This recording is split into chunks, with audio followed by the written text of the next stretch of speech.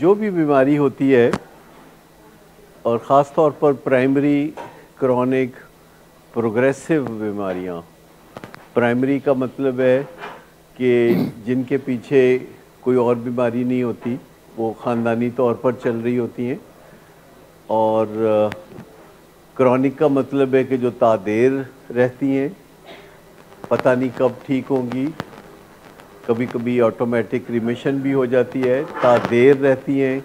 Progressive मतलब बढ़ती रहती हैं, जैसे दिल की बीमारी, डायबिटीज़, एडिक्शन, ये सब बीमारियां जो प्राइमरी क्रॉनिक प्रोग्रेसिव हैं, ये बढ़ती रहती हैं और अगर इनका इलाज ना किया जाए तो ये जानलेवा साबित होती हैं। लेकिन ये जो बीच में मैंने प्रोग्रेसिव कहा है कि जो नशे की बीमारी है या डायबिटीज़ है या हार्ट डिजीज़ है, ये मैंने कहा है कि प्रोग्रेसिव हैं, बढ़ती रहती हैं।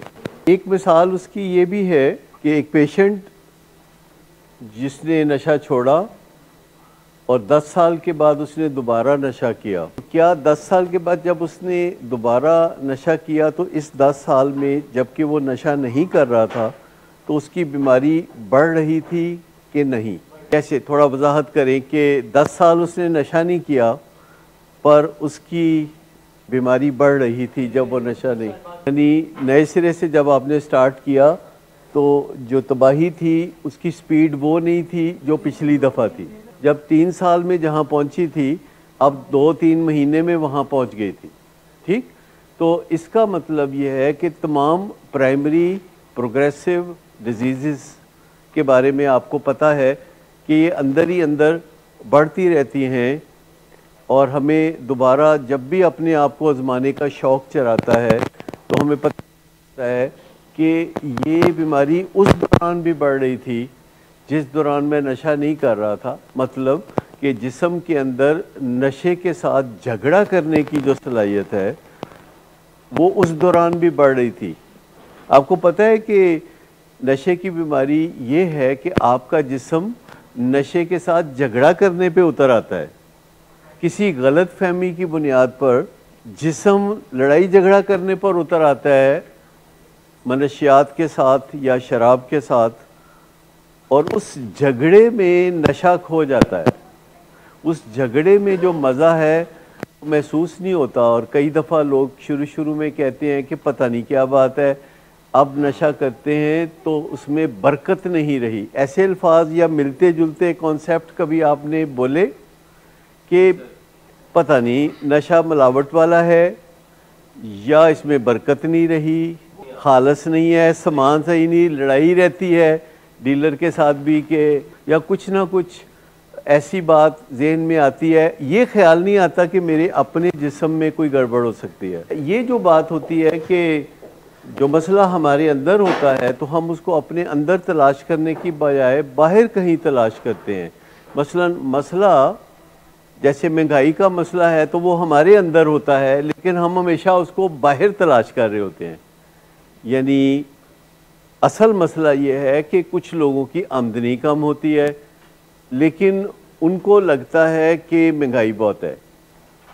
ये उनको परेशानी से बचाती है ये सोच वक्ती तौर पर, क्योंकि अगर वो ये सोचे कि हमारी आमदनी कम है तो इस बात से उन्हें नदामत होती है या शेम होती है, लिहाजा वो गला फाड़ फाड़ के ये कहना पसंद करते हैं कि महंगाई बहुत है।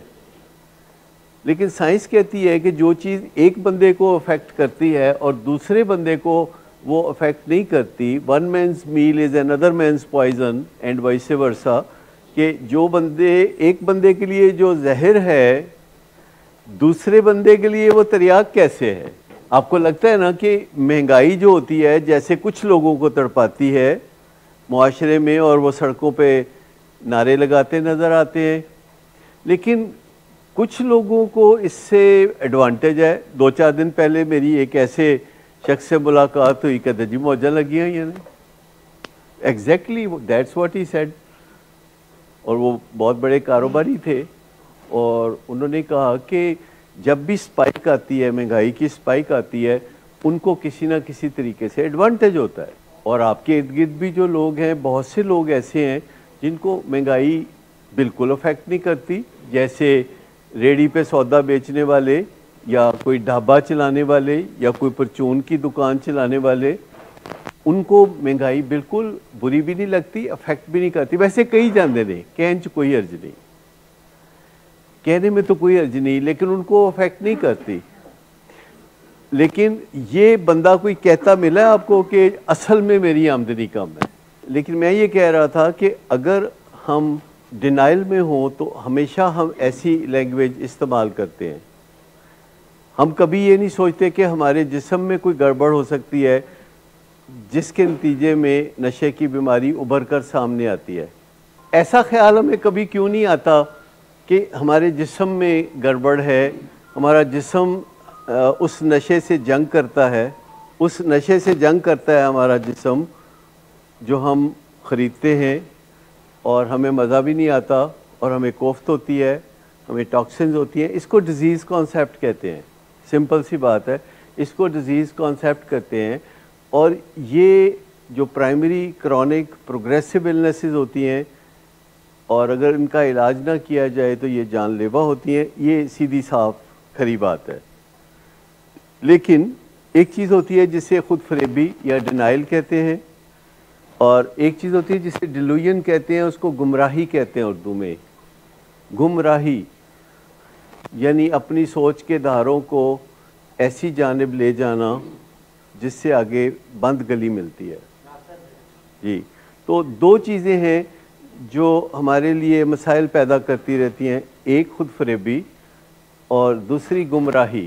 اور یہ دونوں برین فنکشن ہیں، یہ ہمارے برین کے فنکشن ہیں جو کہ کسی اچھے مقصد کے لیے ڈیزائن کیے تھے، پر ہم نے اس کو برے مقصد کے لیے استعمال کیا. یہ ہمیں صدموں سے بچانے کے لیے طریقہ کار ہے قدرت کا، لیکن پھر ہم اس کے اندر بہت دلدل کی طرح پھنس کر رہ جاتے ہیں. ہم سمجھنا نہیں چاہتے. اور یہ خالی نشے کی بیماری میں نہیں ہوتا. جیسے میں نے ابھی ذکر کیا کہ جتنے لوگ مہنگائی کا شور مچاتے ہیں، اگر وہ ذرا اس پہلو پہ بھی غور کریں کہ ان کی آمدنی کم ہے تو شاید ان میں سے کوئی 10% لوگ اپنی آمدنی بڑھا لیں. سوچنے کی بات ہے. آپ کے سامنے لوگ اسکریچ سے کام شروع کرتے ہیں اور لاکھوں کمانے لگتے ہیں اسکریچ سے، بالکل. اور بالکل آپ کے سامنے مثالیں موجود ہوتی ہیں. اور آج کل جس قسم کے حالات ہیں، بجلی کے بل جن کا ذکر آپ ٹی وی پہ دیکھتے ہیں، اور روز پیٹرول کی قیمت بڑھنا، ڈالر کی قیمت بڑھنا، تو یہ سب چیزیں لوگوں کو مجبور کرتی ہیں کہ وہ اپنی آمدنی کو بڑھانے کا کوئی چارہ کریں، اور اس میں سے کچھ اچھا نکل آئے گا. ادروائز شور تو ہم مچاتے ہی رہتے ہیں.